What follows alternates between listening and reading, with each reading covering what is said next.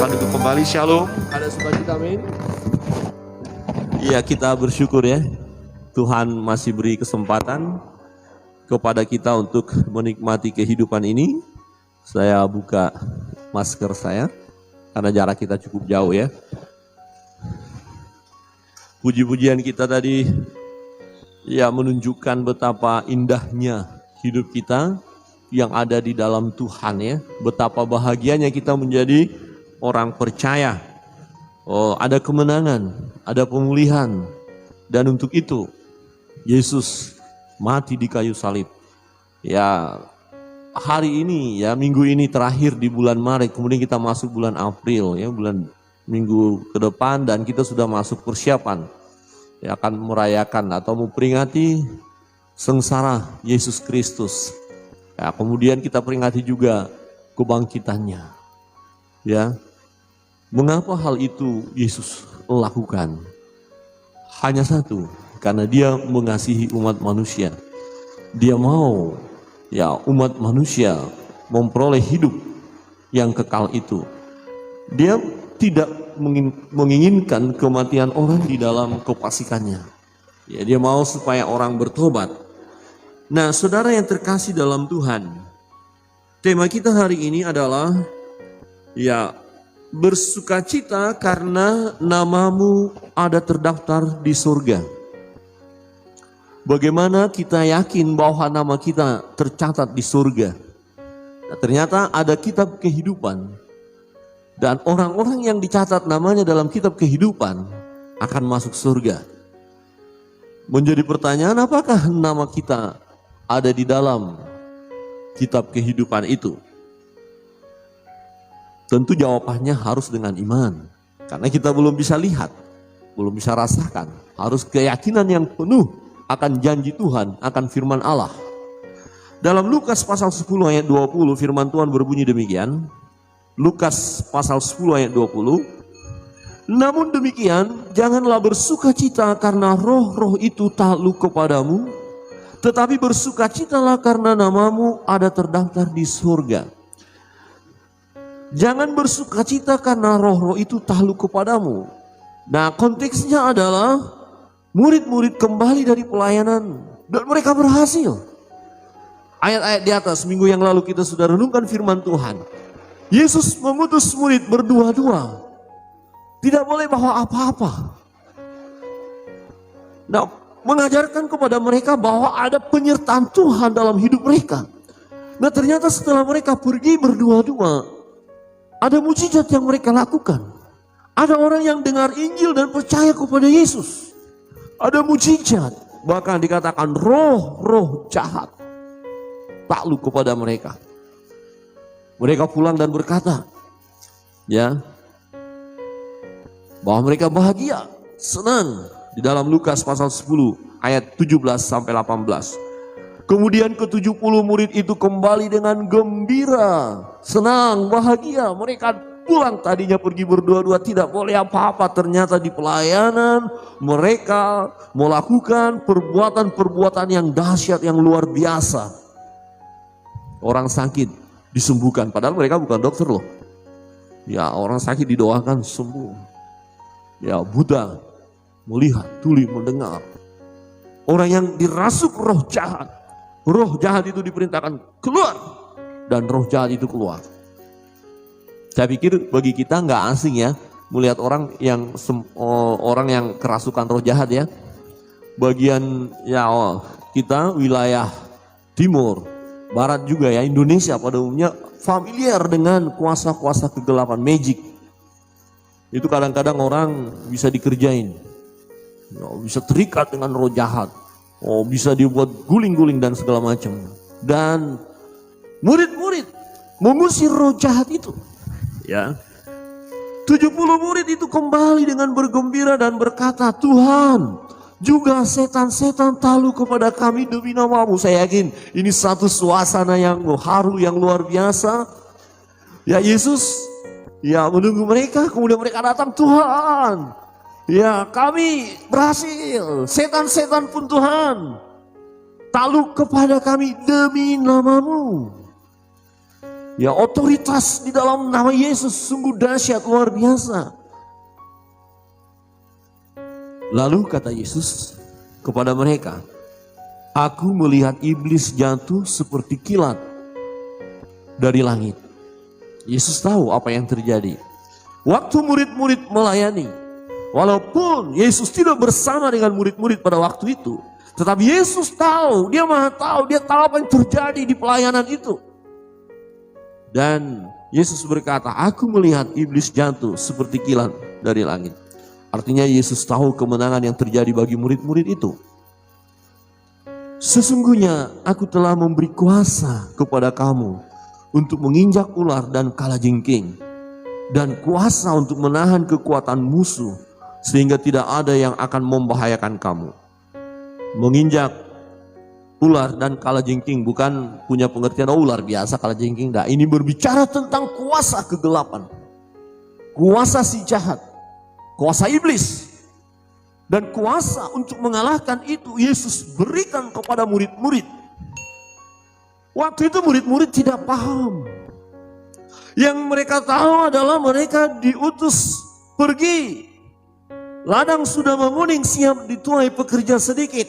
Pergi, dan mereka taat. Ketaatan mereka untuk pergi membuahkan hasil yang luar biasa, karena Tuhan sesungguhnya menyertai mereka, dan Tuhan beri kuasa kepada mereka untuk menghadapi musuh itu. Sebab dikatakan ketika murid-murid diutus seperti anak domba di tengah-tengah serigala, artinya mereka siap dimangsa. Ya, gambarannya seperti kita di dunia ini. Kalau saudara tidak punya iman, saya tidak punya iman, dunia akan menggilas kita, menyeret kita. Akhirnya kita berbaur dengan dunia dan meninggalkan jalan Tuhan. Tidak sedikit orang walaupun udah Kristen masih punya kekuatan-kekuatan gaib. Saya punya teman, ya kami suka merantau ya, orang Batak sama dengan orang dari Timur, dari NTT ya, dari kita ini suka perantau. Ya biasanya orang tua kasih bekal gitu. Wah, kasih sesuatu nih, pedang. Nah terus teman saya itu punya cincin. Padahal kami rajin ke gereja loh. Rajin ke gereja. Tapi dia selalu pakai cincin. Saya bilang, kenapa harus pakai cincin itu? Ah, ini supaya pimpinan saya hapus-hapus sedikit, saya baca sedikit, dia akan baik hati sama saya. Halo, ada yang punya cincin seperti itu? Gosok-gosok sedikit, gitu ya. Itu bagus atau tidak? Tidak bagus. Tapi dia bilang pantangannya saya nggak boleh mencuri loh. Wih, pantangannya kok sepertinya sesuai dengan firman sih. Tapi itu tipuan. Wah, cincin itu katanya diisi. Jadi dibawa kepada seorang yang punya ilmu. Dibacain mantra segala macam.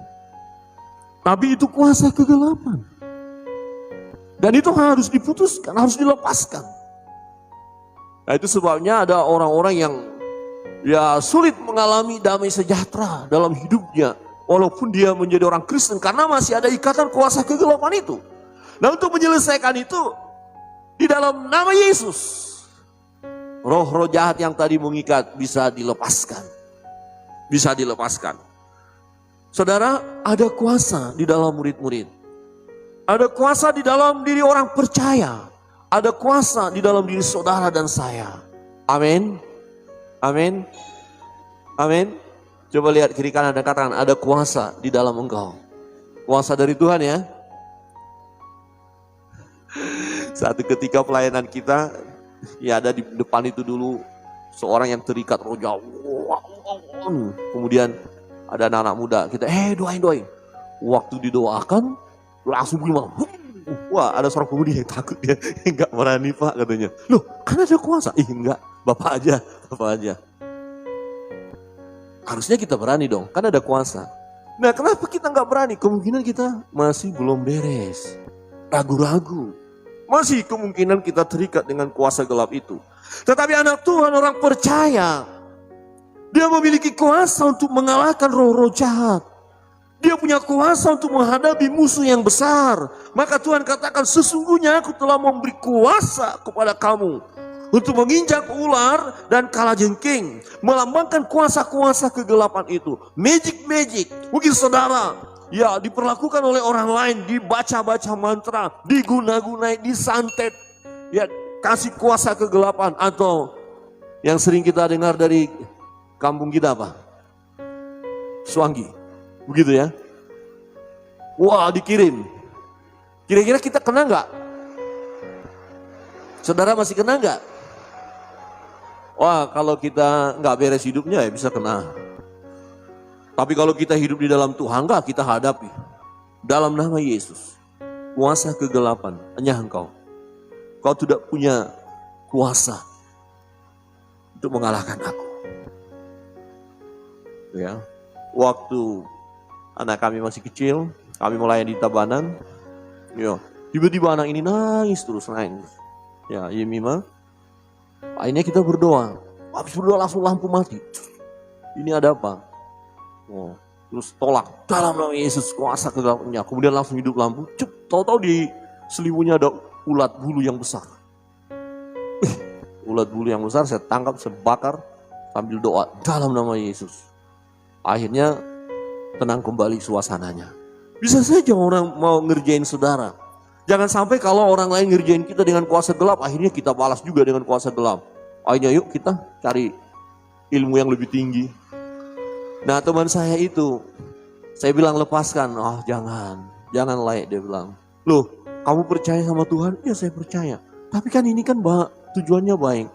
Ya supaya saya aman-aman aja dalam pekerjaan. Berarti kamu tidak percaya bahwa Tuhan bisa pelihara kamu. Di mana imanmu? Kenapa bergantung dengan cincinmu? Cuma kalau cincinnya ketinggalan dia udah gelisah. Ya kan? Saudara yang terkasih dalam Tuhan, kita sudah punya kuasa. Tetapi Tuhan katakan ketika murid-murid berkata, kami mengalami kuasa Tuhan. Kami mengalami suatu pelayanan yang hebat. Kami tolak kuasa kegelapan demi namamu. Dan mereka tunduk. Tetapi Tuhan bilang, jangan bersuka cita. Karena roh-roh itu takluk kepadamu. Jangan bersuka cita, jangan bangga, jangan bahagia. Karena kehebatan yang engkau lakukan. Memang di dalam nama Tuhan. Kau berhasil pelayanan, berhasil mendoakan orang. Dan ketika engkau usir roh-roh jahat itu, keluar dan pergi. Jangan bangga dengan itu. Tetapi banggalah, senanglah, bersukacitalah. Karena namamu tercatat di surga. Ini yang menarik.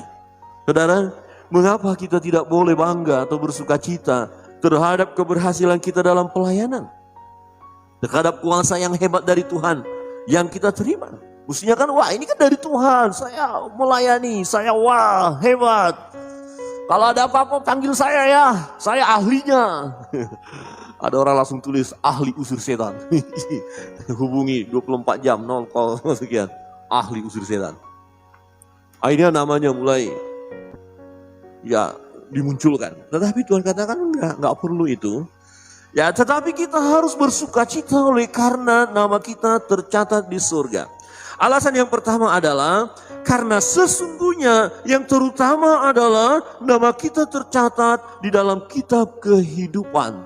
Dicatat di surga. Berarti ada kitab yang mencatat nama-nama orang yang percaya.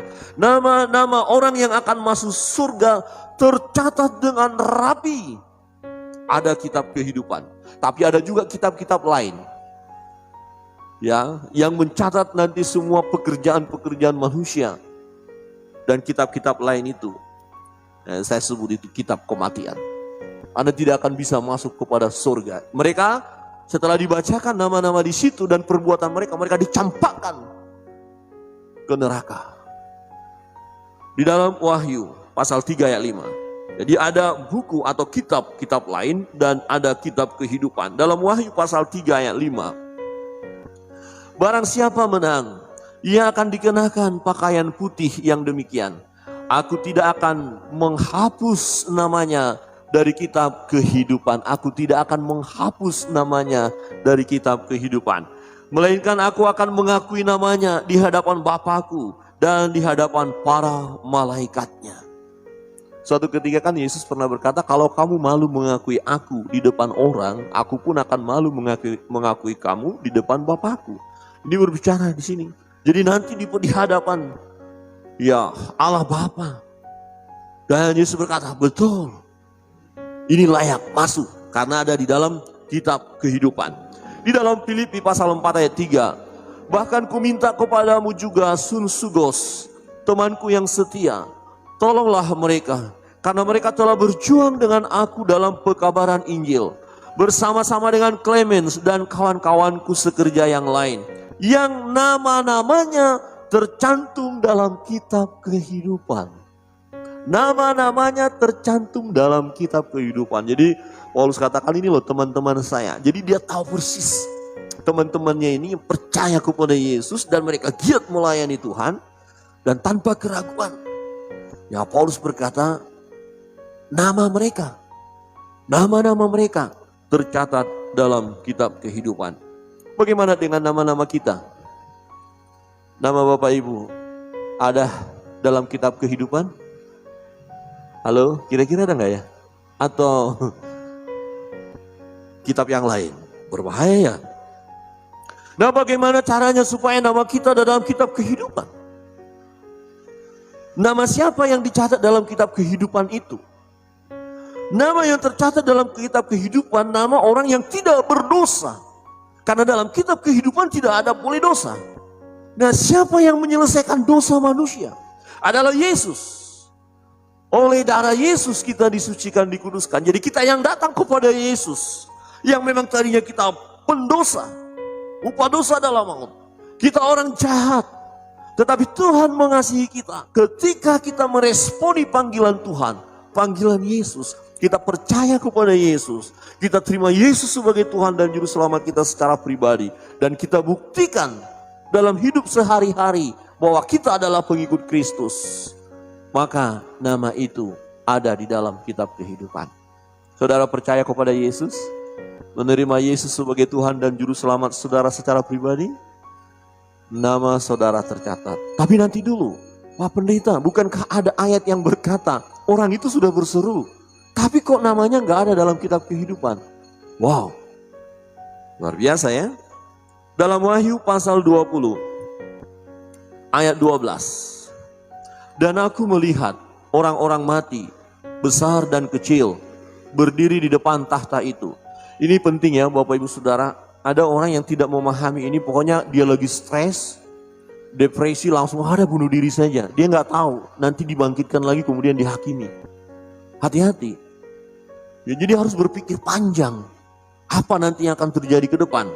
Nah ayat ini berkata, aku melihat orang-orang mati besar dan kecil, berdiri di depan tahta itu, lalu dibuka semua kitab. Di dalam terjemahan lain dikatakan kitab-kitab, semua kitab. Dan dibuka juga sebuah kitab lain, yaitu kitab kehidupan. Jadi di luar kitab kehidupan ada kitab-kitab lain. Nah, dan orang-orang mati dihakimi menurut perbuatan mereka, berdasarkan apa yang ada tertulis di dalam kitab-kitab itu. Yang ada di dalam kitab-kitab itu. Nah, untuk apa perbuatan mereka? Membuktikan bahwa mereka benar-benar melakukan hal yang jahat. Membuktikan bahwa memang benar-benar mereka berdosa. Dan upah dosa adalah maut. Jadi bukan buku kitab-kitab yang ditulis perbuatan jahat, perbuatan baik untuk kemudian ditimbang. Dan kemudian ya Allah Bapa, Anak dan Roh Kudus nanti diskusi kira-kira berat mana ya. Tidak. Jadi di dalam kitab-kitab lain, di mana kitab-kitab itu yang tertulis segala perbuatan manusia, itu adalah satu bukti ya bahwa mereka memang harus dicampakkan ke dalam api yang menyala itu. Kalau kitab kehidupan gak ada lagi tentang perbuatan baik dan jahat. Yang dicatat adalah ya apa yang kita buat selama ini yang benar, untuk kemudian kita mendapatkan pahala atau mahkota. Ada 5 mahkota. Nanti kita akan belajar tentang itu. Jadi ada sesuatu, kalau saudara lakukan pelayanan hari ini setia, dalam hidup saudara, saudara siap sampai mati mempertahankan iman saudara, saudara akan dapat mahkota. Ada pahala. Ya, saudara terlibat nanti menyenangkan hati Bapa. Tetapi dalam kitab-kitab tadi, ya, di mana berdasarkan kitab-kitab itu, ya, dan orang-orang mati dihakimi menurut perbuatan mereka berdasarkan apa yang ada tertulis di dalam kitab-kitab itu. Jadi semuanya ditulis. Nah, kalau atas perbuatan baik kita baru kita bisa masuk surga, saya pikir berat untuk masuk surga. Saya saja bertobat sudah sekian, ya usia saya sudah cukup, ya katakan dewasa banget lah ya, baru bertobat. Kurang lebih 27 tahun baru bertobat. Nah, apakah perbuatan baik saya setelah pertobatan saya ke sekarang dibandingkan dengan 27 tahun ke bawah yang penuh dengan kejahatan, apa bisa? Ya, membawa saya kemudian, perbuatan baik ini lebih baik dan ternyata bisa membuat kita masuk surga. Nggak bisa, saudara. Nggak bisa. Ya, perbuatan baik saudara. Nah, bagaimana? Ini harus dihapuskan dulu dosa-dosa kita. Nah, ternyata yang bisa menghapus dosa manusia hanya darah Yesus. Darah yang suci, darah yang kudus, darah yang mahal. Kita bersyukur untuk itu. Saudara yang terkasih dalam Tuhan. Dan dikatakan, dan setiap orang yang tidak ditemukan namanya tertulis di dalam kitab kehidupan itu, ia dilemparkan ke dalam lautan api itu, yang tidak ada di dalam kitab kehidupan.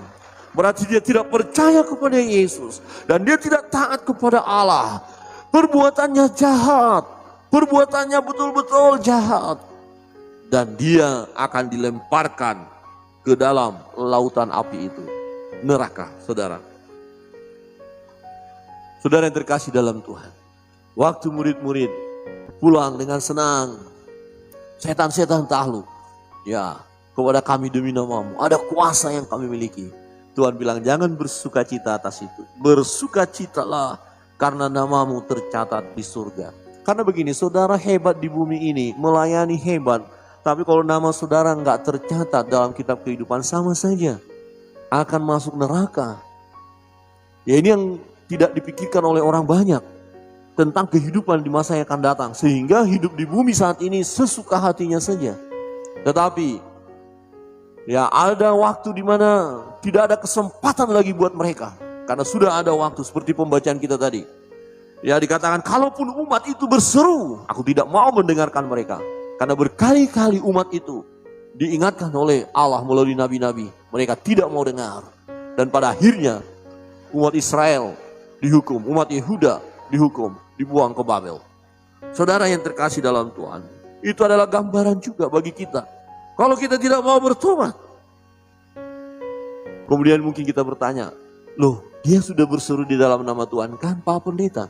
Ada ayat yang berkata, orang yang berseru-seru di dalam nama Tuhan akan selamat. Maka perlu kita memberitakan Injil, tapi orang itu sudah berseru. Kenapa Tuhan bilang, aku gak kenal kamu? Apa bisa terjadi orang yang sudah melayani, orang yang sudah menyebut nama Yesus, tapi namanya tidak tercatat dalam kitab kehidupan? Iya, bisa. Matius pasal 7 ayat 21 sampai 23. Bukan setiap orang yang berseru kepadaku, Tuhan, Tuhan, akan masuk ke dalam kerajaan surga, melainkan dia yang melakukan kehendak Bapa-Ku yang di surga. Garis bawahi. Dia ya yang melakukan kehendak Bapa-Ku yang di surga. Yang mencintai firman, yang mau melakukan firman, yang hidup sesuai dengan firman, yang mau diubahkan hidupnya. Jadi orang yang percaya kepada Yesus pasti terjadi perubahan di dalam dirinya, karena Roh Kudus akan menolong dia. Ya, sehingga Roh Kuduslah yang memimpin dia dalam perjalanan hidupnya. Dia tahu mana yang baik, mana yang tidak baik. Dia punya kemampuan untuk menolak yang jahat, untuk berkata tidak kepada sesuatu yang jahat. Perbuatan dosa dia tolak. Orang ini berseru-seru kepada Tuhan. Bukan setiap orang yang berseru kepadaku, Tuhan, Tuhan, akan masuk ke dalam kerajaan surga, melainkan dia yang melakukan kehendak Bapa-Ku yang di surga. Pada hari terakhir, banyak orang akan berseru kepadaku. Banyak orang berseru, Tuhan, Tuhan, Bukankah kami bernubuat demi namamu dan mengusir setan demi namamu dan mengadakan banyak mujizat demi namamu? Ini bukan main-main loh orang ini. Ternyata dia melayani hebat. Ya, dia bernubuat demi nama Yesus. Dia melakukan mujizat di dalam nama Yesus. Dia bisa mengusir setan dalam nama Yesus. Tetapi apa firman Tuhan katakan? Pada waktu itulah aku akan berterus terang kepada mereka dan berkata, aku tidak pernah mengenal kamu. Sorry, gak kenal. Enyahlah daripadaku, kamu sekalian pembuat kejahatan. Kejahatan apa yang mereka lakukan? Ternyata bisa terjadi dalam hidup kita. Percaya Yesus hanya sebatas kata-kata. Kalau percaya Yesus hanya sebatas kata-kata, tidak akan mungkin nama kita tercatat dalam kitab kehidupan. Tetapi percaya Yesus dibuktikan dalam perbuatan kita hari lepas hari. Ada pembaharuan hidup. Terus kita dibaharui dari hari ke hari, semakin sempurna. Jadi kalau kita gambarkan, waktu kita belum percaya Yesus, upah dosa adalah maut, kita berada di posisi bawah. Mati pasti masuk neraka ya, kalau belum percaya Yesus. Tapi kalau percaya Yesus, posisi kita ya menjadi anak-anak Allah, diberi kuasa untuk menjadi anak-anak Allah. Tetapi dalam perjalanan hidup ya terjadi pembaharuan, pengudusan yang terus menerus. Mungkin hari ini kita begitu semangat memuji Tuhan, begitu semangat melayani Tuhan, begitu semangat membaca Alkitab, begitu semangat berdoa, tiba-tiba ada masalah yang kita hadapi. Kita ngambek dan kecewa, kita jatuh lagi. Tapi posisi jatuhnya nggak di bawah. Kita sudah sebagai orang percaya. Kemudian Roh Kudus mengingatkan kita bahwa tindakan kita itu keliru. Kita bertobat lagi, naik lagi. Turun, naik lagi, turun, naik lagi. Jadi garis akhir adalah naik. Sampai titik akhir, kekudusan yang sempurna. Kita sudah tiada. Saudara, ini yang terjadi dalam hidup kita. Beri diri untuk diubahkan oleh Tuhan. Amin. Amin. Coba lihat kiri kanan dan katakan, beri diri untuk diubahkan oleh Tuhan. Beri. Tuhan, ini aku mau berubah. Sebab apalah artinya aku sudah melayani. Aku berseru dalam nama Yesus ketika ibadah aku menyembah Allah. Oh luar biasa, haleluya. Jangan pikir ketika kita menyembah Allah tangan kita terangkat, kita bersorak-sorai.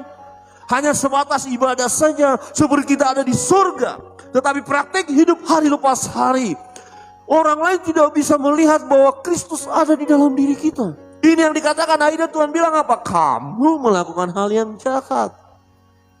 Ya spekulasi aja kamu ibadah. Hanya untuk kesenangan. Ada loh, hati-hati. Jangan kita ibadah hanya untuk kesenangan diri kita. Oh rasanya seperti ada di surga. Enggak. Ibadah itu untuk kemuliaan nama Tuhan. Nah kemudian kita praktekkan dalam hidup sehari-hari. Bahwa kita adalah orang percaya. Sehingga pastilah nama kita tercatat dalam kitab kehidupan. Amin. Wow, jangan ragu-ragu Bapak Ibu. Mungkin berkata, kayaknya sih nama saya nggak tercatat, ini hidup saya masih kacau loh. Nah, ketika kita sadar hidup kita masih kacau, berarti normal. Itu bagus. Berarti kita mau memperbaiki. Yang celaka, udah hidup nggak normal, dia nggak sadar. Dia merasa diri normal. Maka Tuhan Yesus kan pernah ingatkan orang-orang Farisi yang butuh dokter, orang sakit. Nah mereka merasa sehat, ya mereka nggak butuh Yesus. Jadi sebenarnya dalam tiap-tiap hari kita butuh Yesus, butuh firman, butuh Allah. Alasan yang kedua, mengapa kita bersuka cita karena nama kita di surga. Ya, tidak bersuka cita karena pelayanan kita hebat, kita berhasil. Karena bersuka cita karena pekerjaan kita atau pelayanan kita.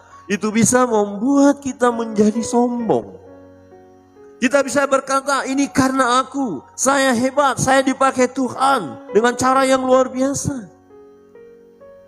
Misalnya ada satu pelayanan, ya doa kesembuhan. Orang lain sudah doakan tidak sembuh-sembuh. Kemudian seorang hamba Tuhan berdoa dan langsung sembuh. Bisa hamba Tuhan itu berkata, kalau aku sih sekali aja sembuh.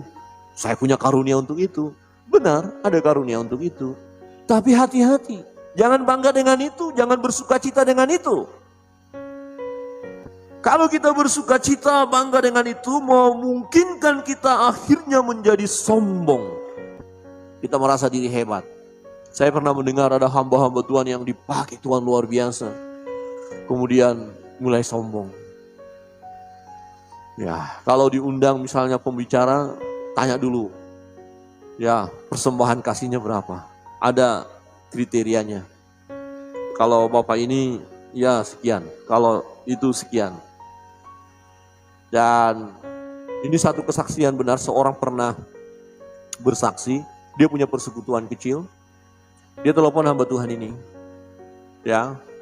Nah, kemudian dia kenal, tadi udah janji oke, saya melayani di persekutuan Anda. Tetapi dia ditawarkan lagi oleh persekutuan lain yang lebih besar.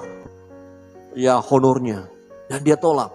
Akhirnya orang ini berpengaruh. Yang dalam persekutuannya, persekutuan mereka kecil. Tapi dia punya pengaruh dan dikenal oleh hamba Tuhan itu. Halo, hambanya kenapa ditolak? Itu persekutuan kami. Oh iya Bapak, ya saya siap. Wah, itu tidak boleh. Ya, ada yang mematuk kalau saya dipanggil harus disediakan, ya penginapannya harus ya bintang 5 lah, ya hotelnya, kira-kira begitu. Ya bahkan ada hamba Tuhan punya bodyguard, kemana-mana dia dikawal. Kalau misalnya dalam acara orang-orang mulai salaman, bodyguardnya sudah di samping, nggak boleh. Saya pikir, wah ngeri kali. Ya Pak Jokowi aja nggak kayak gitu ya. Pak Presiden aja dipegangi semua umat.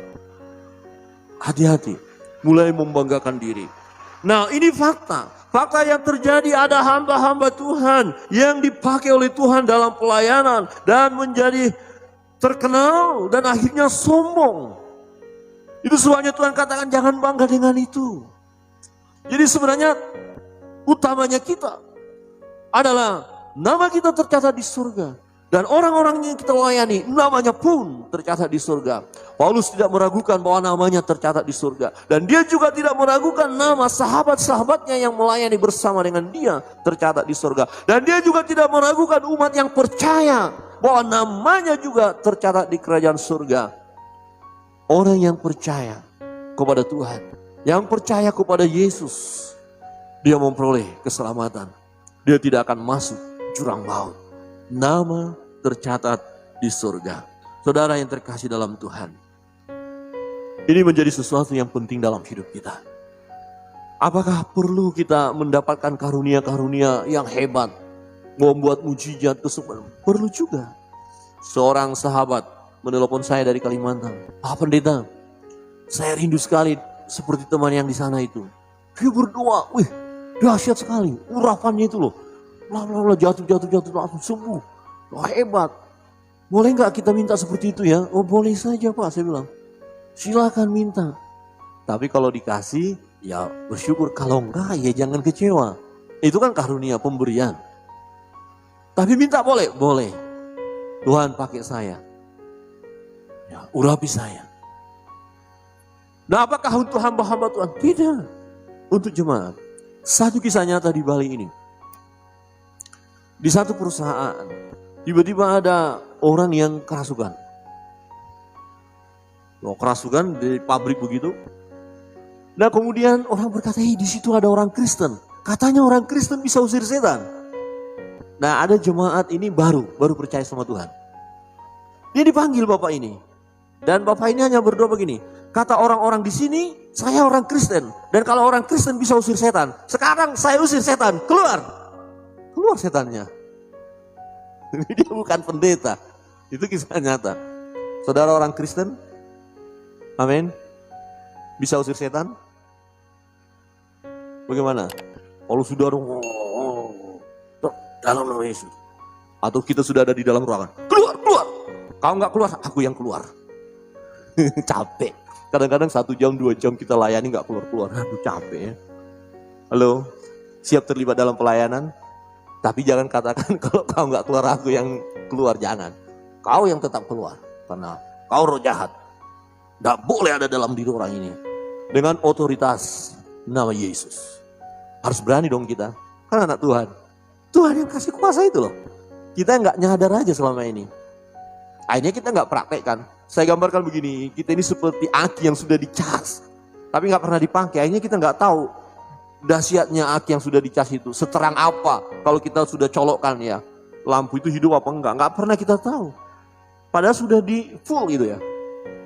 Nah jadi kekristenan ini pakai. Melayani.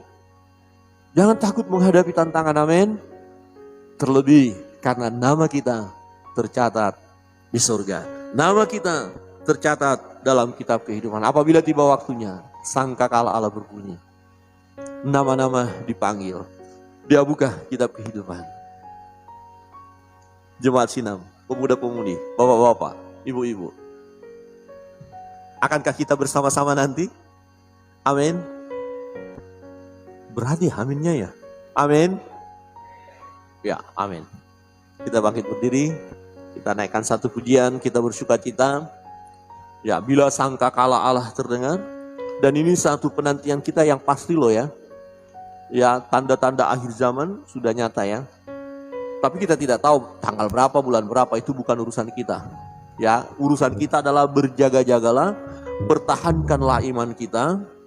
Ya, jangan sangkali Yesus. Tetap setia mengikuti Yesus, bahkan harga mati. Ya, nyawa taruhannya. Karena kita mempertahankan iman kita, mungkin orang akan bunuh kita. Saya kemarin baca di Facebook, ya minta dukungan doa orang-orang, masih ada sekarang orang-orang Kristen dianiaya. Jadi dia disiram dengan air panas. Ya seorang anak muda, saya lihat, wah ngeri. Kok masih ada ya? Masih, itu kan pekerjaan kuasa gelap. Nah untuk kita doakan. Kita doakan, kita bersyukur di tempat ini kita dengan bebas memuji Tuhan. Dan bila sangkakala Allah terdengar, nama kita ada.